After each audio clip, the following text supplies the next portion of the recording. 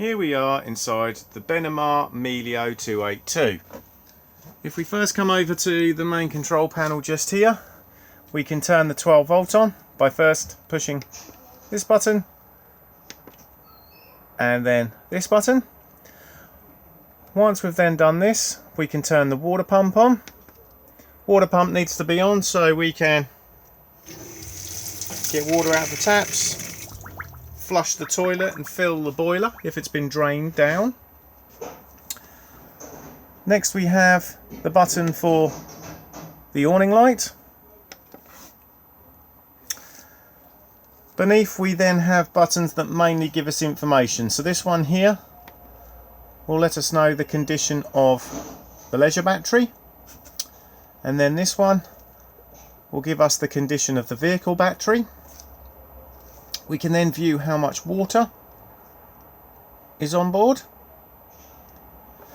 When the grey water tank is getting to the point that it's going to need emptying, a red light will begin to flash next to the waste tank symbol just here. And when your fresh water drops out of the last amber into the red, this amber light here will flash every now and then just to let you know again that you need to be topping up with water. And if either of the batteries did get dangerously low, again we will get flashing lights. This button here just allows us to change the brightness of the control panel, so we just hold it in and it works like a dimmer switch.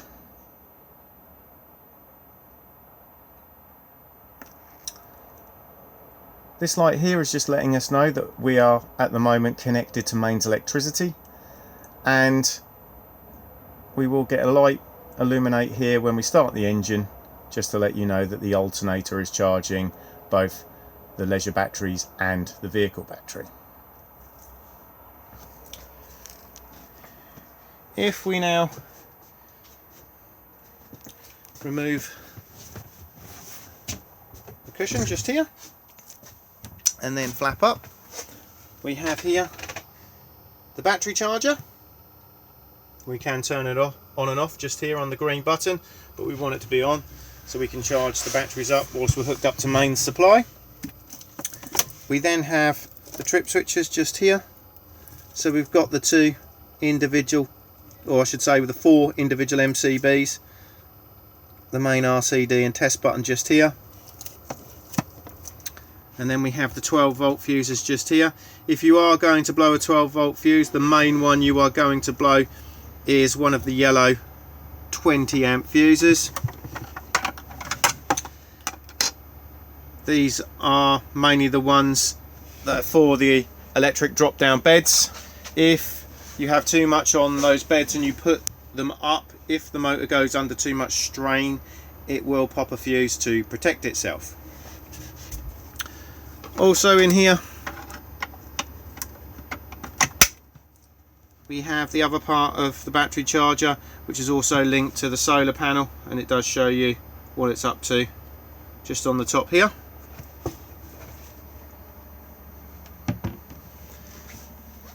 Behind the driver's seat you will see a switch just here. It's on when illuminated, and this is for the heater inside the waste tank. So if you are in extremely cold climate and there is a danger of your waste tank freezing, you can pop this one on and it will then stop any frost damage. The fresh tank does not have one in it, as it is an internal tank, and it is located underneath the travel seats just here.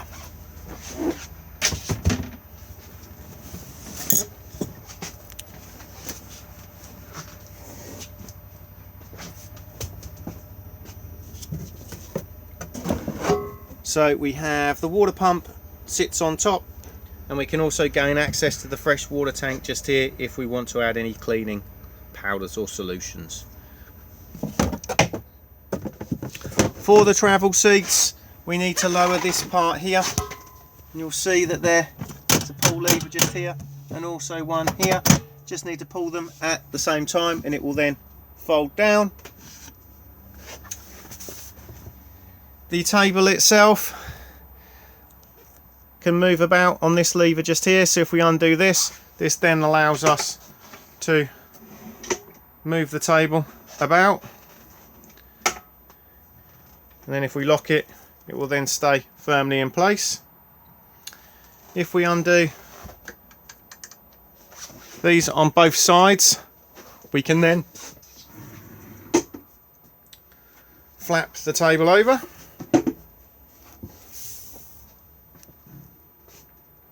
And we can also rotate the table, and that is just done on this lever just here. You just pull down and then we can then rotate it.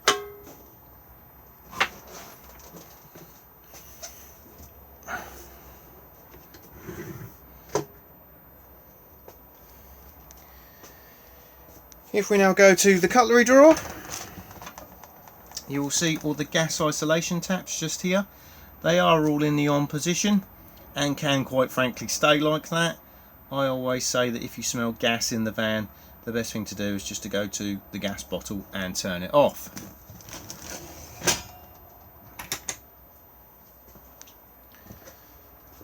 We have the hob, so we have the electric hot plate that will work when connected to main supply, and it operates just here. Then we have the 2 gas rings, and that is just push in, twist and press the igniter.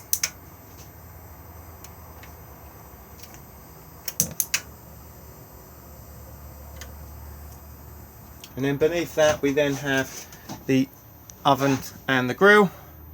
So if we push in and go to the left, that will fire up the oven. And then if we go back to off and then go to the right, we can then fire up the grill. Above the hob we have the extractor fan, lights on this one,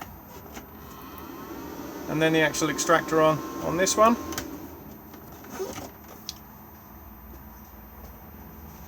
We have the microwave just here. Do make sure that the contents is removed for travel. This is in Spanish, so we have high, medium,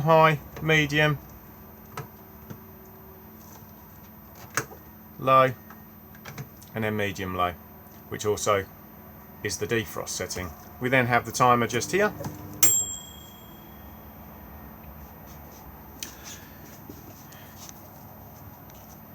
Next we have the fridge freezer, on and off on the black square just here.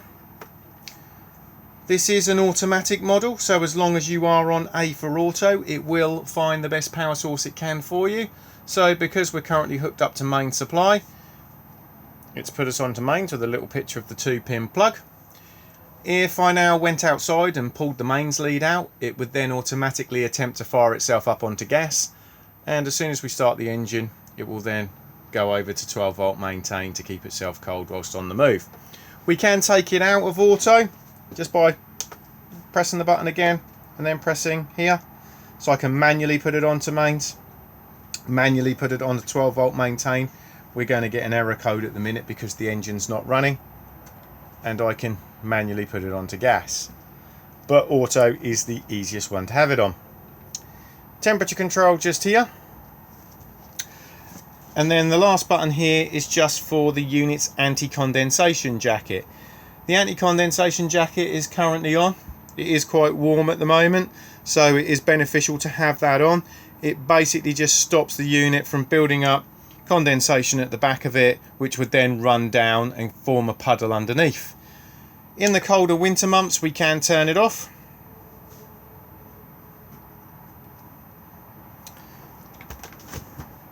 We then have the large fridge just there. You will see it has another travel catch just at the bottom, so if you do have a lot of stuff in there, just flap that across as well. And then we have the freezer box just here, and then we just turn the unit back off again just by holding the button in. Above my head we have the Omnivent fan. First, if we just wind the roof vent open, we can then turn the unit on just here, and you'll see we have arrows out for extraction and arrows in for cooling. variable fan speed just by pressing.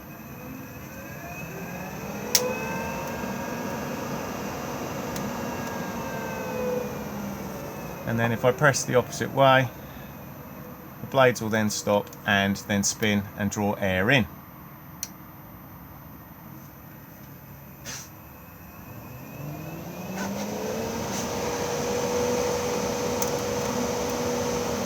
And then do make sure that all the roof vents are then closed for travel.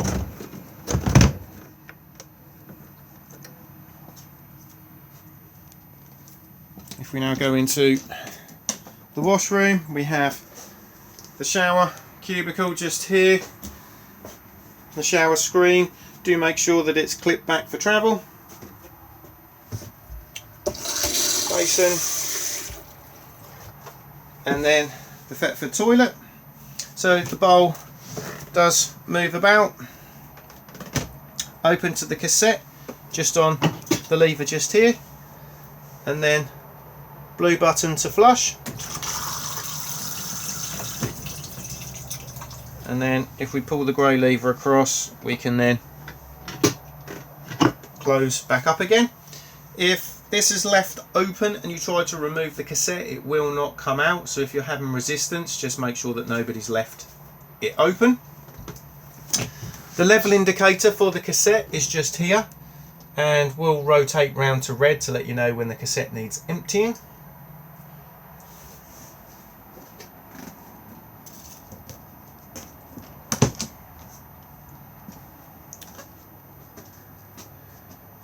We now have the Truma control panel for the heating and hot water.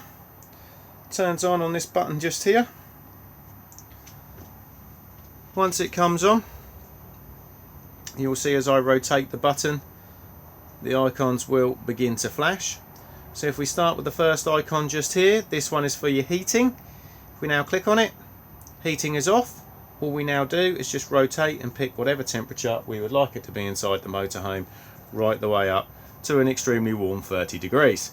So let's say we want it to be 30 degrees in here. Click on it to store it in, and you'll see a little flame has appeared above. That little flame there just represents the heating system and is just letting you know that you've set a parameter. Whenever the heating is in operation, the flame will begin to flash. The thermostat for the heating is just here.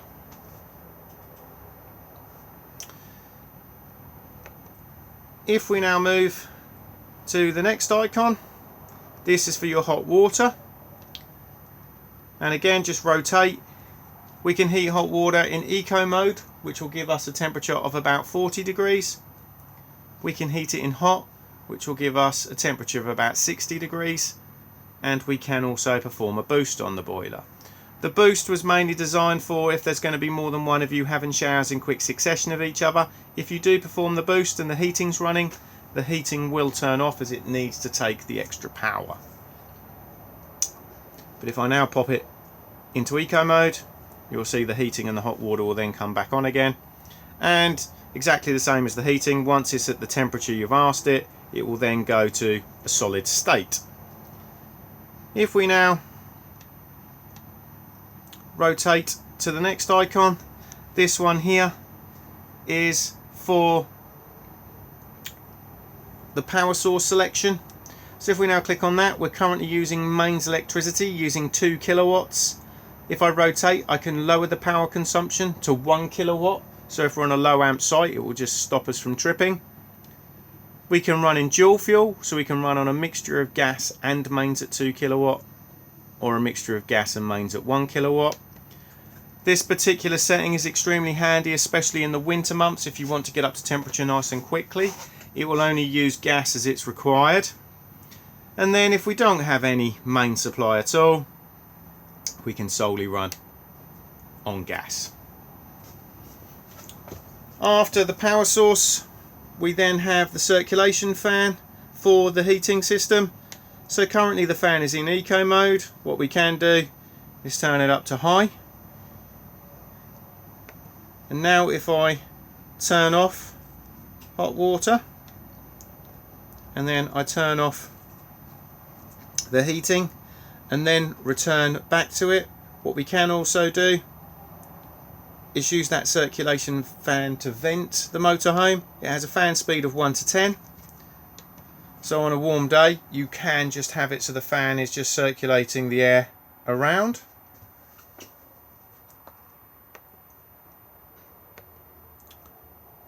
After that we then drop to the lower icons, and this first one here is for a basic timer. So we can literally say, right, we want the system to fire up at 6 in the morning and then finish at midday, and then we just literally put on what we would like.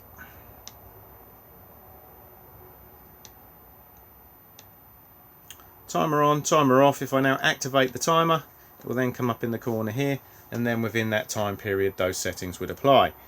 If I now return to it, I can then turn the timer back off again, and when we go back we can obviously alter it again.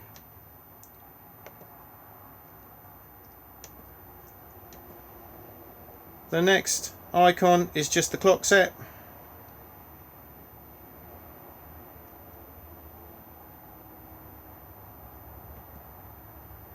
And then lastly we have the settings menu next to the little symbol that just lets you know you have main supply connected.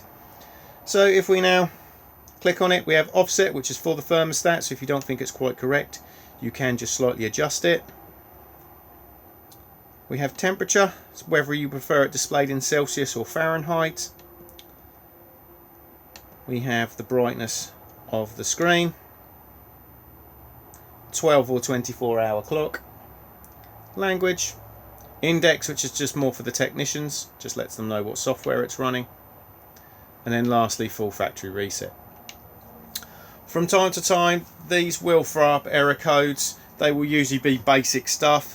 So if we're running on main supply and we trip or pull the lead out, etc., it's going to let you know that you no longer have main supply. Exactly the same will happen as if you're trying to run the system on gas and the gas bottle is depleted or not turned on.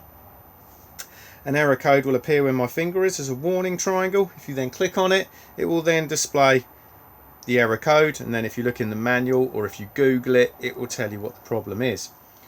9 times out of 10, as long as you rectify the problem, the error code will just automatically disappear. If it doesn't, just go back to it and double click on it and it will then say no error. If that doesn't work, if you've still got stuff running, I then suggest just turning them off. If that doesn't work, it's a good old-fashioned turn it off, turn it back on again, and the way we turn it off is just by holding the button in.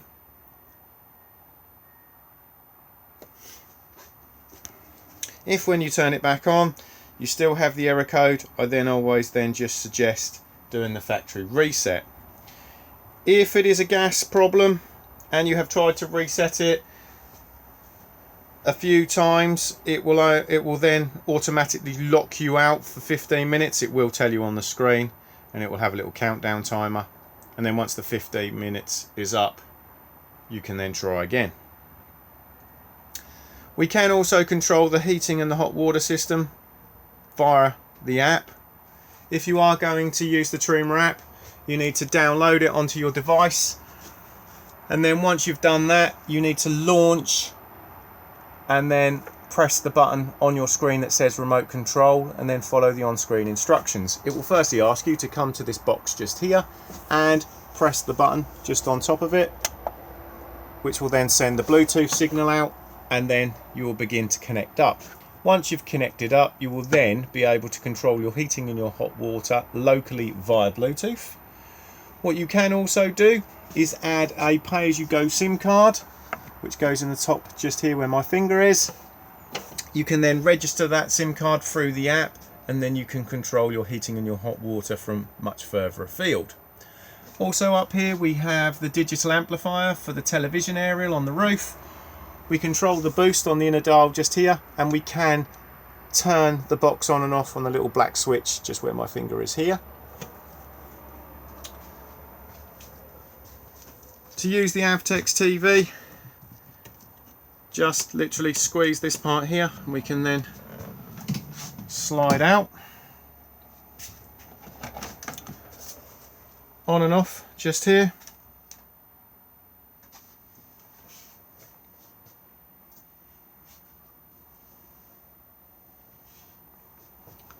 you will find that tucked just around here we have DVD player, and on the top part we have USB points as well. It behaves like most TVs. You have your television guide just here, but because as you move around you will have to retune it in, it has a fast retune button, which is just this one here. It'll take you straight back to the retune menu, then just hit OK and it will then retune itself back in again. We can also flip the screen round so it's facing the front of the van, and all we need to do is just pull up on this part here, and then that will then allow it to pull round.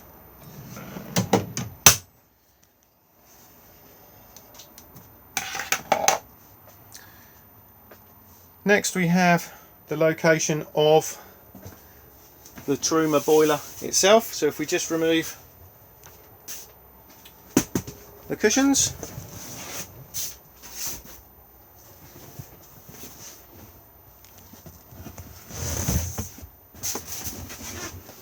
and then lift up just here, we can then see the Truma boiler just here.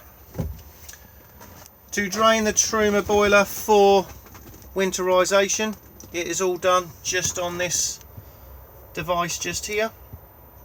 This is also automatic, so if the temperature around this area drops below 3-4 degrees, it will automatically pop open and then drop the water out of the boiler, thus frost protecting it. We can manually do it as well, and all we need to do is just twist that blue diamond. So if I just pop down here and just twist it, all the water is now coming out of the boiler. A little blue button just pops out at the base of the unit, just where my finger is just here. So if I now want to close it back up, twist and push it back in to reset.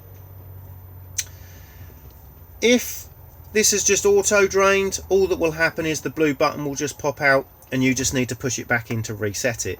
If you're trying to push it in and it's popping back out again, it's just too cold in here and you will need to turn your heating on to generate some heat to make it reset. Also, this won't go in if this diamond is not in the correct position as well, so always make sure that it is. To refill the boiler, make sure you've got water in your fresh tank and then turn your water pump on, and then the water pump will begin to reprime it.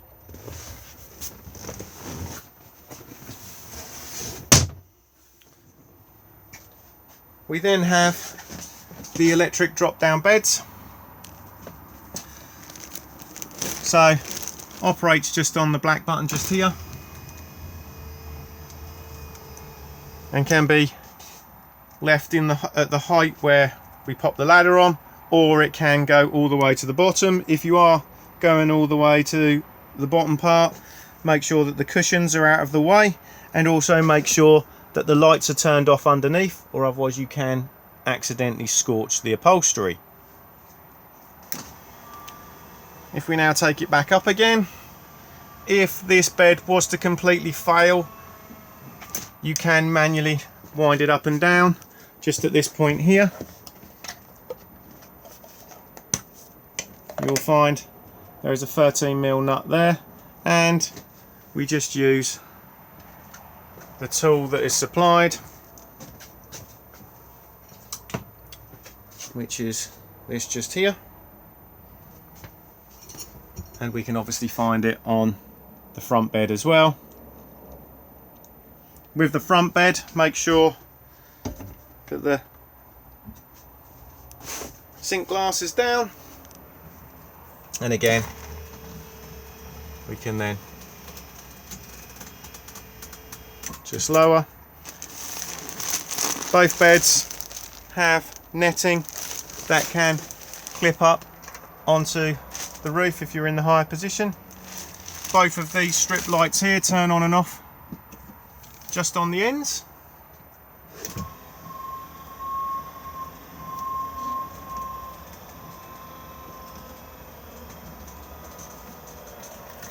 And both of these front lights just here have USB charge points just in the tops of them here.